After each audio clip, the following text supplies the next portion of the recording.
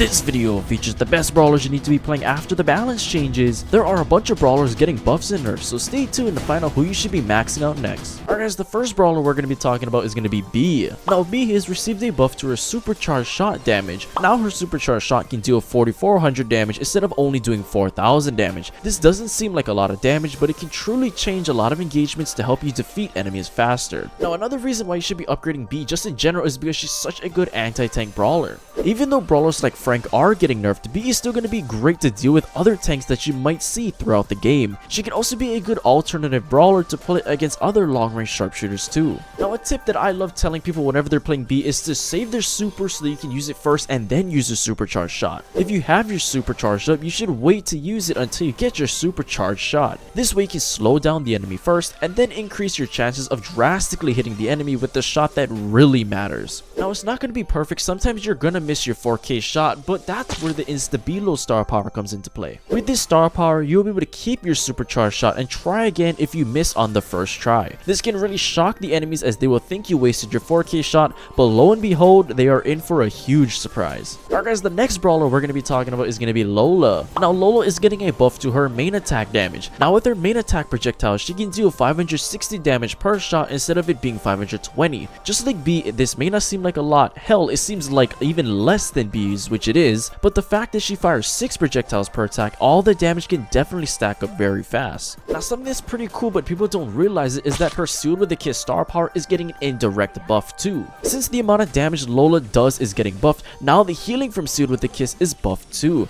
She will now be able to heal 240 damage per projectile instead of 208 health. This is the better star power you want to be using with Lola, so it's even better that it's getting this indirect buff. But outside of these two buffs with Lola, you gotta just be playing her and upgrading her because she's such a good damage dealer. Being able to place her clone down and help you basically double the amount of damage per second you can do easily helps her stand her ground within the current meta. And now with this damage buff, it is just going to reinforce how strong she truly is. Now speaking of Lola's clone, depending on the situation, that's going to dictate where you should be placing it throughout the game. Placing it close to her can allow them to do a large amount of damage to a single target and eliminate them faster, but instead Lola can place it away from her to control a large area with her damage. This also removes the damage penalty of her ego, causing it to pose more of a threat. Alright guys, the next brawler we're going to be talking about is going to be Spike. Now Spike is getting a health buff, which is great for him. Spike's health will be increased from 4800 to 5200. I personally run the shield gear on Spike because he doesn't have a whole ton of health, and 5200 is still not super good. However, with the addition of gaining a couple hundred health combined with the shield gear, that will definitely help Spike stay alive that much longer.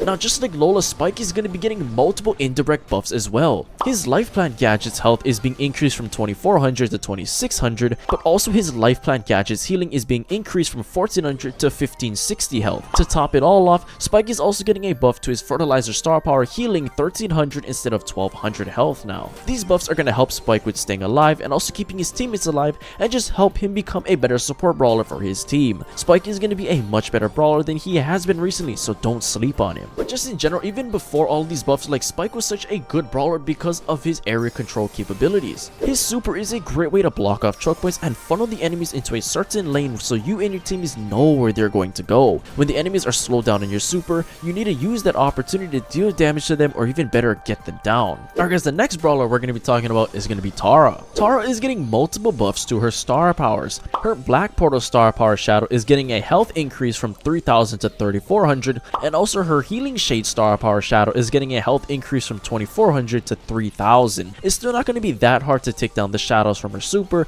but it is definitely going to make it just a bit more annoying. But the true reason why Tara is going to be rising in the current meta is because of her brand new hypercharged super massive. When activated, Tara's super has a larger radius of effect. I personally think that this hypercharge is kinda underwhelming, but the stat buffs that she gets will be able to help Tara easily shred anybody she can pull with her hypercharged super and also help her possibly chain another super. Now even though Tara's not going to be getting any indirect buffs to her kit, she's still going to be a good brawler to play in the current meta. Now when using Tara's super, it is crucial to conserve Tara's ammo as much as you can. Because enemies are drawn towards the middle of her super, they will not be able to attack for a short period. This will allow Tara to use her attacks on her opponents without being attacked herself. Also bear in mind that her ammo reload speed is pretty slow, so allow extra time to pass if her ammo is exhausted and she's about to spring an attack. Now okay, that's going to be a tip for her main attack, but listen to this tip about her super. When being pursued by fast brawlers, it is wise to throw Tara's super behind them, pulling them away from you so that you can escape. However, if you're being chased by a low health brawler, you can then surprise them by unloading all 3 of your attacks quickly, as Tara deals reasonably high damage at close ranges. Alright guys, the next brawler we're going to be talking about is going to be Stu. Stu's health will be increased from 5800 to 6400, which is a pretty big buff. It is not no simple 400 health buff like Spike, but it is a 600 health jump. This will help Stu stay alive while he is dashing around the map and trying to go aggressive as he should be.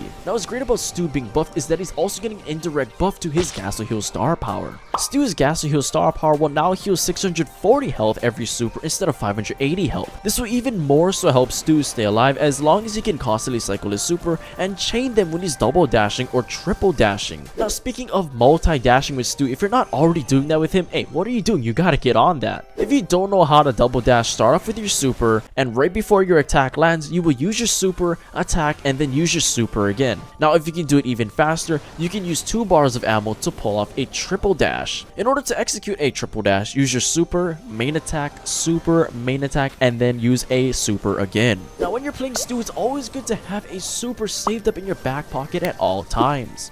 Since Stu charges his super with only 1 hit despite being the assassin with the slowest movement speed, he can easily escape with his super in dangerous situations. This will make him highly mobile and allow him to dodge enemies' fire with ease. Stu can use his super to dodge an attack once, get another hit that recharges his super, and use the super again to escape unharmed. Alright guys, the next brawler we're going to be talking about is going to be Grom. Now Grom is getting multiple buffs to his overall kit. The first one is that he is getting a damage buff to where he deals 2280 damage instead of 2120 damage.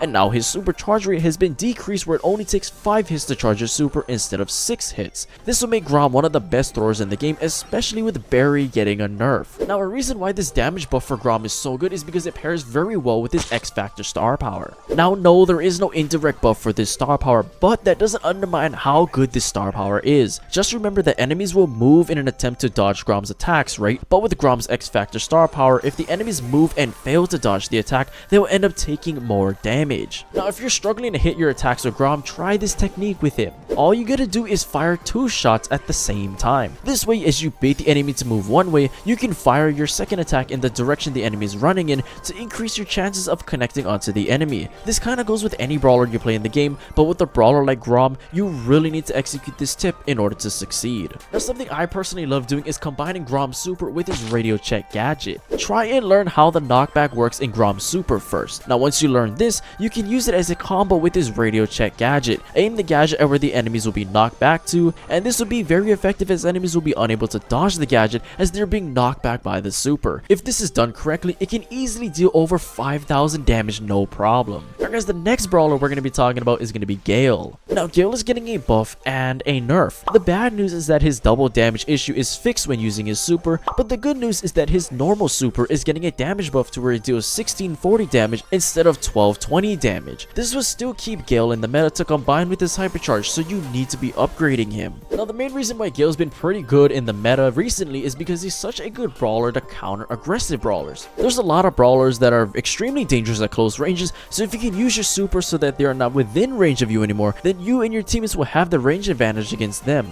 Also try and use your super onto multiple enemies if you can. You want to get as much value as possible no matter who you are playing in Brawl Stars, but when you have a super as good as Gale's, it's good to push away more than one person if you can. Now another thing that's a part of Gale's kit is using his Twister gadget. Since the gadget will only work if enemies walk into the tornado, then you want to use it as a defense mechanism to prohibit the enemies from pursuing a kill onto you. Also, if you place the gadget in a place where the enemies need to cross in order to get to the objective, it will make them waste time to either wait till the gadget is done, or it'll force them to run around to a different lane. But the true reason why Gale has been so strong as of recently is because of his hypercharge blizzard. When activated, Gale's super is 2 times wider and creates 2 gusts of wind and snow, which pushes enemies farther away than usual. The amount of damage that he can deal helps him shred down the enemies even quicker. You can't forget about the stat buffs he gets from the hypercharge, making him even stronger. Alright guys, the next brawler we're going to be talking about is going to be Mortis. Now Mortis didn't get any balance changes, but he did receive his brand new hypercharge Blood Boomerang. When activated, Mortis' super now returns back to him,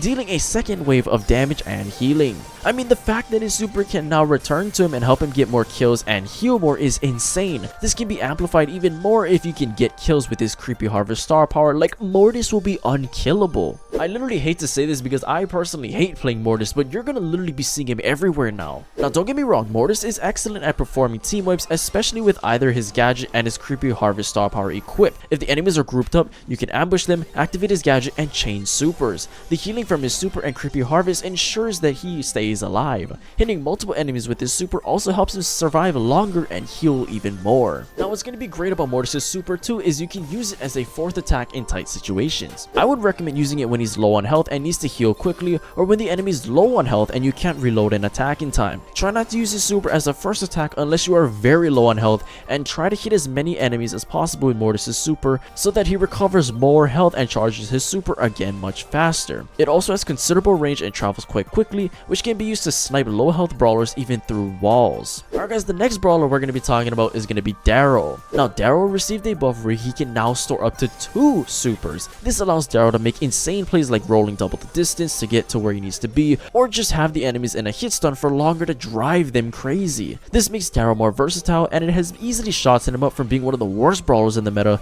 to now being one of the most fun brawlers to play. So now that you can store 2 supers in your back pocket, you gotta be using that to your advantage. His super is great for quickly escaping enemies or dangerous situations, or even getting closer to enemies. Also including the fact that Daryl rolls extremely quickly and is shielded while rolling. Well, there you guys go, all of the brawlers that got buffed within the recent balance changes, or they're just better in general because they got hypercharged, but you guys gotta be upgrading these brawlers, they're so good now. Well, anyway guys, if you guys enjoyed that ranking video, I highly recommend you guys go check out this video right here.